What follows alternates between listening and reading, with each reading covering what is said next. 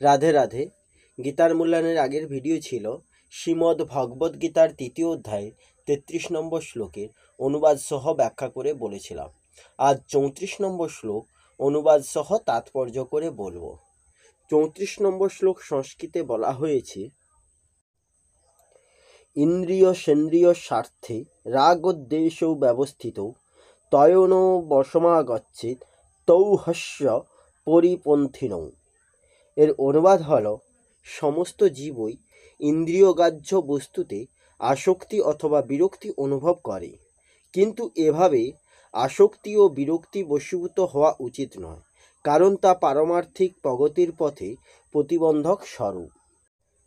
এই শ্লোকের তাৎপর্য হল, যারা কৃষ্ণ ভাবনাময় তাদের আর জড়জাগতিক ইন্দ্রিয় উপভোগে লিপ্ত হওয়ার বাসনা থাকে না, কিন্তু যারা এই ধরনের চেতনা লাভ করেনি তাদের শাস্ত্রোক্ত বিধিনিষেধ অনুসরণ করে চলা উচিত। উচ্ছৃঙ্খল ইন্দ্রিয় তর্পণই জড়বন্ধনের কারণ, কিন্তু শাস্ত্রের বিধিনিষেধগুলি অনুসরণ করে চললে আর ইন্দ্রিয়গ্রাহ্য বিষয়ের দ্বারা আবদ্ধ হতে হয় না। যেমন যৌন সম্ভোগ প্রতিটি বদ্ধ জীবাত্মার জন্যই অপরিহার্য এবং যৌন সম্ভোগ বিবাহ বন্ধনের মাধ্যমে চরিতার্থ করতে অনুমোদন করা হয়েছে। শাস্ত্রীয় বিধান অনুসারে নিজের স্ত্রী ব্যতীত অন্য কোনো স্ত্রীলোকের সঙ্গে অবৈধ সঙ্গ করতে নিষেধ করা হয়েছে এবং অন্য সমস্ত স্ত্রীলোককে মাতৃজ্ঞানে শ্রদ্ধা করতে বলা হয়েছে। কিন্তু শাস্ত্রের এই সমস্ত নির্দেশ থাকা সত্ত্বেও মানুষ অন্য স্ত্রীলোকের সঙ্গে যৌন সম্পর্কের প্রতি আগ্রহী হয়।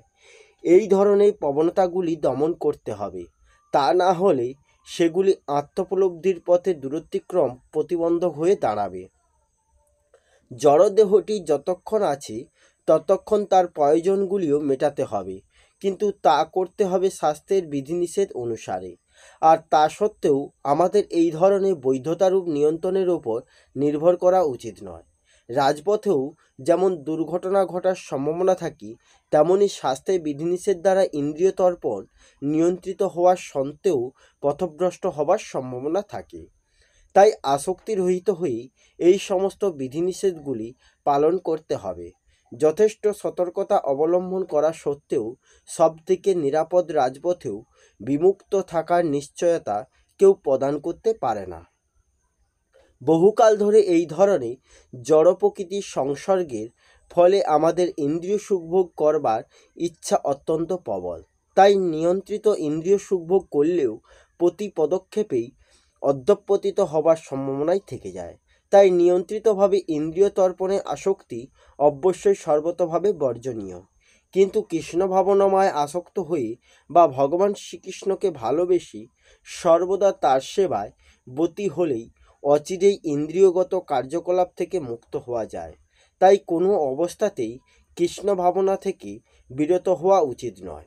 সব রকমের আসক্তি থেকে মুক্ত হওয়ার উদ্দেশ্য অন্তিমে কৃষ্ণ ভাবামৃতের স্তরে স্থিত হওয়া যায়।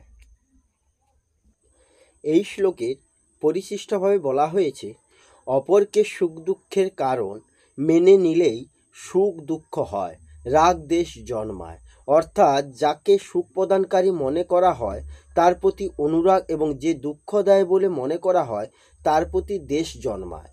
সুতরাং রাগ দেশ নিজের ভুলের জন্যই হয়, এর আর অন্য কোনো কারণ নেই। এই রাগ দেশ হওয়ার জন্যই জগৎ ভগবৎ স্বরূপ বলে প্রতিভাত হয় না, জড় ও বিনাশীল বলে প্রতীত হয়। রাগ দেশ না থাকলে জড়তাই থাকে না, তখন সব কিছু হয় চিন্ময় পরমাত্মা। মন ও বুদ্ধিতে যদি রাগ দেশাদি কোনো দোষ উৎপন্ন হয় তাহলে তার বশীভূত হওয়া উচিত নয়, অর্থাৎ সেই অনুযায়ী কোনো নিষিদ্ধ কাজ করা ঠিক নয়। তার বশীভূত হয়ে কাজ করলে সেই দোষ দৃঢ় হয়ে যায়, কিন্তু তার বশীভূত হয়ে ক্রিয়া না করলে মনে এক প্রকার বল ও প্রেরণা জাগবে। যেমন কেউ আমাকে কটু কথা বললে যদি আমার ক্রোধ না হয় তাহলে আমার মনে এই ভেবে আনন্দ ও প্রেরণা জাগে যে যাক, আজ আমাকে ক্রোধের বশীভূত হতে হয়নি। সুতরাং আত্মসম্মানকে নিজের শক্তি না ভেবে ভগবানেরই কৃপা বলে মনে করতে হয়। ভাবতে হয় যে তার কৃপাতেই আমি রক্ষা পেয়েছি। না হলে আমাকে ক্রোধের বশীভূত হতে হতো। এইভাবেই সাধক কখনো কোনো প্রতিকূল পরিস্থিতিতে পড়লে তার বশীভূত যেন না হন এবং পরিস্থিতিকে নিজের মধ্যে যেন পোষণ না করেন। যদি রাগ দেশ নিজের মধ্যে উৎপন্ন হয়, তাহলে যতক্ষণ নিজের অস্তিত্ব থাকে ততক্ষণ রাগ দেশও থাকে। কিন্তু এটি সকলকেই অনুভব করেন যে আমি নিরন্তর বিরাজমান, কিন্তু রাগ দেশ নিরন্তর থাকে না, এটি আসেও যায়। অস্তিত্ব স্বরূপ স্বস্বরূপে রাগ দেশ পৌঁছাতেই পারে না, কারণ আমার স্বস্বরূপের বিভাগ আলাদা আর রাগ দেশের বিভাগ আলাদা। যার রাগদেশ আসার যাওয়ার জন্য জ্ঞান থাকে, সে রাগদেশ থেকেই পৃথক থাকে। সুতরাং রাগদেশ আমার থেকেও পৃথক এবং এটি পতিত হয়, সেই মন ও বুদ্ধি থেকেও পৃথক হয়। এই হলো শ্রীমদ্ ভগবদ্ গীতার 3য় অধ্যায়ের 34 নম্বর শ্লোকের অনুবাদ সহ তাৎপর্য। আসবো পরের ভিডিওতে। রাধে রাধে। জয় শ্রীকৃষ্ণ। জয় গীতা।